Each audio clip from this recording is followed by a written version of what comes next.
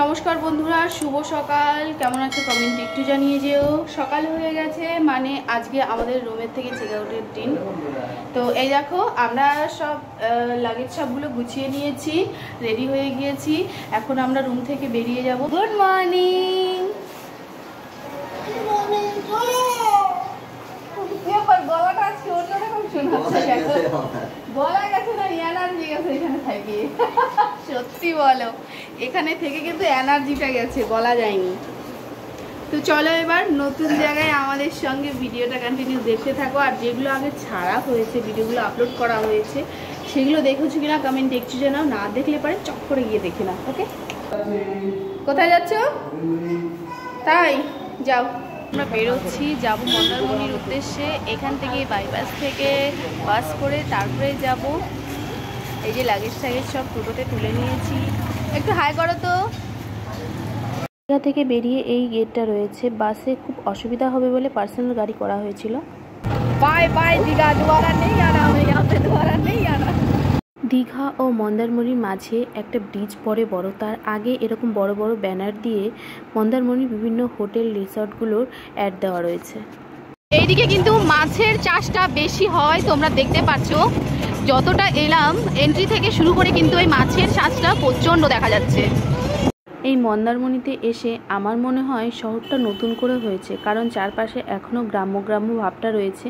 তবে ভালোই লাগছিল। অনেক আগের থেকে আমরা সমুদ্র পাড়ের রাস্তা দিয়েই এসেছি গাড়িতে, কিন্তু কখনো মনে হয়নি যে এটা শহর শহর ভাব। চা রেডি। হোটেলের সামনে পৌঁছে গিয়েছি। সকাল থেকে কিছুই মুখে দেওয়া হয়নি, তাই গরম গরম মাটির ভাঁড়ে এই চাটা নিয়ে পাশে বসে পড়লাম। দুঃখের বিষয়, ব্রিজটা পার করে এন্ট্রি গেট রয়েছে মন্দারমণি, সেই গেটটার ভিডিও আমি শ্যুট করতে পারিনি। তাই একগাদা মন খারাপ নিয়ে চলে এলাম আমরা যে রিসর্টে থাকবো সেই রিসর্টটাতে। আমরা হোটেলে থাকছি না, আমরা রিসর্টে থাকছি। আর এটা হলো এন্ট্রি গেট। এখানে প্রত্যেকটা রিসর্ট বা হোটেলের সামনে প্রচুর জায়গা রয়েছে গাড়ি পার্কিংয়ের। আর রিসর্ট পার করে, মানে রিসর্টের শেষ প্রান্ত থেকেই শুরু হয়ে যাচ্ছে সমুদ্রের পাড়, মানে গায়ে ঘাসানো। স্টার ইন রিসর্টে আমরা বর্তমানে রয়েছি। ভেতরটা তোমাদেরকে একটু ঘুরে দেখাই। প্রথমে ভেতরে এসে এপাশে সুইমিং পুল আর এপাশে বাচ্চাদের খেলার সুন্দর একটা জায়গা রয়েছে। এই বড় মজার জিনিস, পাশেই সকাল 10টা থেকে রাত 12টা 1টা পর্যন্ত বক্স চালানো হয়। এখানে সব কিছু ফর্মালিটিস পূর্ণ করে তারপরে আমরা যাব রুমের দিকে।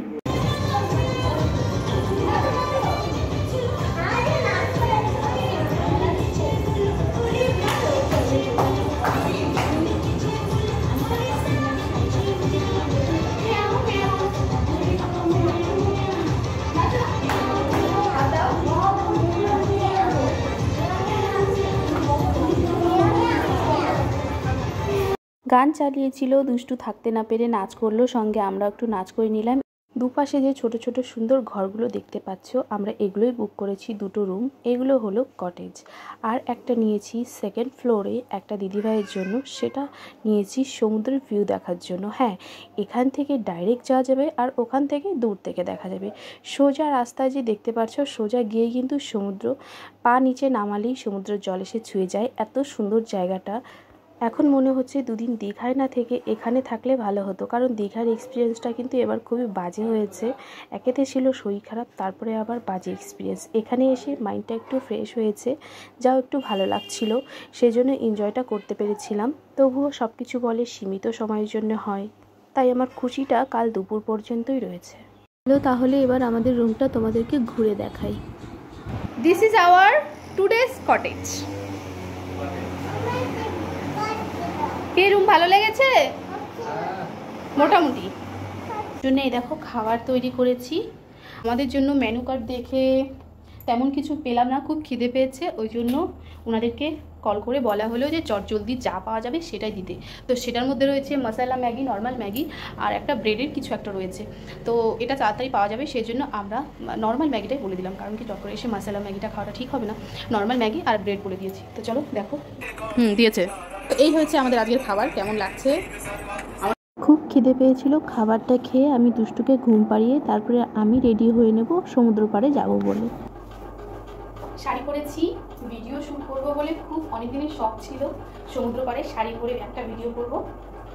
তো এই শাড়িটা আমি অনলাইনে কিনেছিলাম, আর এই যে শাড়ির পাটটা, এটা আমি লাগিয়ে নিয়েছি, ট্রেন্ডিংয়ে অনেকেই লাগিয়েছে, আমি লাগিয়েছি। আমাকে কেমন লাগছে অবশ্যই কমেন্টে জানিও। এটা আমার ফাইনাল লুক। টিপটা কম ছিল, টিপটা লাগিয়ে নিয়েছি, এবার যাচ্ছি। তোমরা আসো তাড়াতাড়ি। আমার তো শাখা তো পড়াই ছিল, শাখা খুলে দিত এদিক দিয়ে।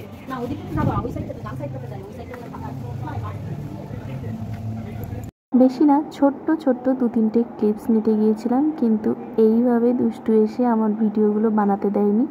আমি চলে এসেছি 2-1টা বানিয়ে, শাড়িটা পাল্টে তারপরে যাব অন্য একটা ড্রেস পরে, কারণ শাড়ি পরে আমি জলে নামতে পারছি না। একেতে শাড়ি ভারী হয়ে যায় ভিজলে, তারপরে বালি জড়িয়ে যাচ্ছে, পায়ে পেঁচিয়ে যাচ্ছিলো শাড়িটা, তাই শাড়িটা চেঞ্জ করে আবার যাব, খাওয়া দাওয়া করে তারপর নামবো সমুদ্রে। এই দেখো বাবা, এই দেখো আমরা কোথায় এসেছি? খাবারের দোকানে।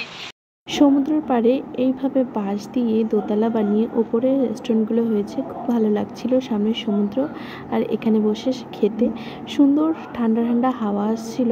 আমরা খাবারে একদম সিম্পল নিয়েছিলাম মুগ ডাল মাছের মাথা দিয়ে, আর নিয়েছিলাম চিকেন, যেটা একদম বাড়ির মতো মনে হচ্ছিল, খেতে খুবই ভালো হয়েছিল। তোমরা আসলে একবার ট্রাই করতেই পারো।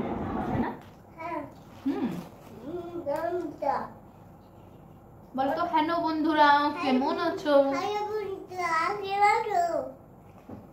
আমি আমার ফোনটা ঘরেই রেখে গিয়েছিলাম, কারণ দুটো ফোন নিয়ে গেলে কোথায় রাখবো সেজন্য একটা টেনশন থাকে এক্সট্রা মাথায়, সেজন্য ওর ফোনটাই নিয়ে গিয়েছিলাম।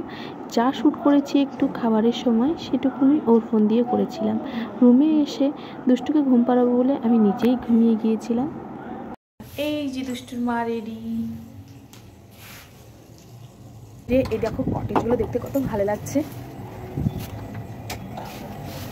ঘুম থেকে উঠে ঘড়ির দিকে তাকিয়ে দেখি 7টা বেজে গেছে। চটপট চটজলদি রেডি হয়ে বেরিয়ে পড়লাম। মন্দারমণিতে সন্ধ্যা হলেও কিন্তু আমাদের ওখানে অনেক আগেই সন্ধ্যা হয়ে গেছে। সুইমিং পুলে অনেক ছেলেরা ছিল, ড্রিঙ্ক করছিল, সেজন্য আমি এখনই নামতে পারিনি। সেজন্য দুষ্টুকে নিয়ে এভাবে পাশে খেলছিলাম, আর ও দাঁড়িয়েছিল। দুষ্টু ও পাশে বসেছিল, এই পাশে আমি হাত দিয়ে খেলছিলাম ওর সঙ্গে। বলছে না হবে না, আমাকে বসতে বলছিল বারবার, কিন্তু বসলে বাচ্চাদের খেলনা যদি ভেঙে যায় তবুও আমাকে জোর করে বসতেই হলো। যাই হোক, আমি ভারী না দিয়ে ওর সঙ্গে একটু হালকাভাবে খেলে নিলাম। এবার আমরা যাব একটু মন্দির আছে সেইখানটায়, মানে বাজারের দিকে একটু ঘুরতে বেরোবো। তো চলো। ঘুরতে বেরিয়েছি, আর এইখানে এত সুন্দর একটা মন্দির দেখলাম, তাই ভাবলাম তোমাদের সঙ্গে একটু শেয়ার করে দিই। এটা রাধা গোবিন্দের মন্দির। এই দেখো এত ভালো করে কাজ করা রয়েছে, বাইরেটা ঠাকুরের ছবিগুলো মূর্তিগুলো দেওয়া রয়েছে, তোমরা একটু দর্শন করে নাও, প্রয়োজনীয়। ভাবলাম তোমাদের সঙ্গে ভিডিওটা শেয়ার করি। এই দেখো এই দোকানটাতে অনেক ধরনের, মানে সব ধরনেরই ড্রাই ফ্রুটস চকলেট পাওয়া যায়। মেন হলো কাজু, এখানে কাজু কিন্তু খুবই ফেমাস। এখান থেকে দুষ্টুর জন্য, বাড়ির সবার জন্য আমি অনেক ধরনের খাবার নিয়েছি, সঙ্গে আমার গোপুর জন্য নিয়েছি। এই দোকান থেকে আমি আমার জন্য 2টো জিনিস নিয়েছিলাম। এবার যাব মাছের দোকানে, মানে মাছ ভাজার দোকানে। চলো।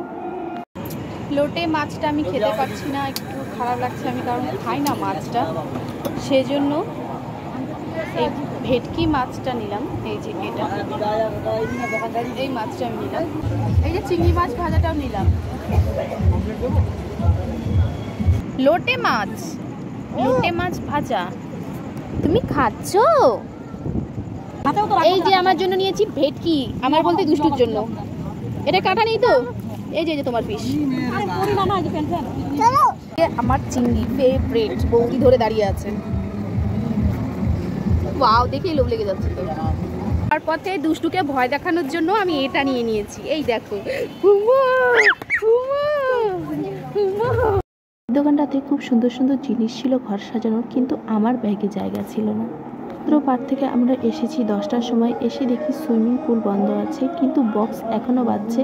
সেই মাঝে আমি শুধু এইটুকুনো শ্যুট করতে পেরেছিলাম। আফসোস আমি এই সুইমিং পুলে নামতে পারিনি, ইচ্ছে করছিল নেমে যাই, কিন্তু রাত 10টার সময় নামলে আমার ঠান্ডা লেগে যাবে, সঙ্গে দুষ্টুরও। ও গিয়েছিল খাবার আনতে, মানে আমাদের রাতের ডিনার আনতে, আর আমি ততক্ষণে দুষ্টুকে খাবার খাইয়ে সব কিছু গোছগাছ করে একদম ফ্রেশ হয়ে নিলাম। তারপরে ও খাবার নিয়ে আসলো। খাবারে ছিল চিকেন ডাক বাংলো, যেটা অসাধারণ খেতে ছিল। নিয়ে এসেছিল রাইস, রুটি, আর একটা নিরামিষ ছিল পটলের, যেটা আমার দুর্দান্ত লেগেছে। খাবারগুলো এত ভালো ছিল, তোমরা যদি কখনো মন্দারমণিতে এসে থাকো এই হোটেলটাতে ভিজিট কিন্তু অবশ্যই করো। যেমন খাবারগুলো তেমন এখানকার সবার স্টাফদের বিহেভিয়ার সব কিছু মোটমাট খুবই ভালো ছিল। সব কিছুর মধ্যে দিয়ে একটা মনের মধ্যে খুঁতখুত করছিল, কারণ কালকের ভয় ছিল আর আজকে যে সুইমিং পুলে স্নান করতে পারিনি সেটা। এখন রাত্রের 12টা বাজে আর আমরা এই স্পটে বাইরেই দেখো হাফ প্যান্ট পরে ঘুরে বেড়াচ্ছি। ঘুমিয়ে গিয়েছিলাম, বৌদি আমাকে ডেকে তুললো, দুষ্টুকে এই যে রুমের মধ্যে রেখে আমরা এখানে এসেছি। এত ভালো লাগছে আর এত ভালো ঠান্ডা ঠান্ডা হাওয়া, ভাবলাম ভিডিওটা তোমাদের সঙ্গে শেয়ার করি।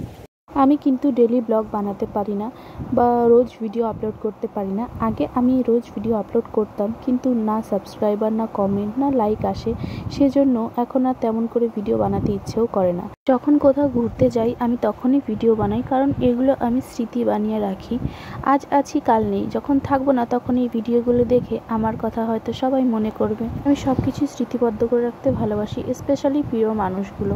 হয়তো সেজন্যই আজ স্মৃতিগুলো রয়ে গেছে, প্রিয় মানুষ আর কাছে নেই। এই ছিল আমার ভিডিও। দুষ্টু একটু টাকা দিয়ে দাও, টাটা গুড নাইট বলো। গুড নাইট তোমরা বলো, তোমরা ভিডিওটা ভিডিওটা লাইক করে লাইক করে কমেন্ট করে দাও, দাও কমেন্ট তোমার করে দাও। করে দাও। আমাকে এবার একটা মাম দিয়ে দাও।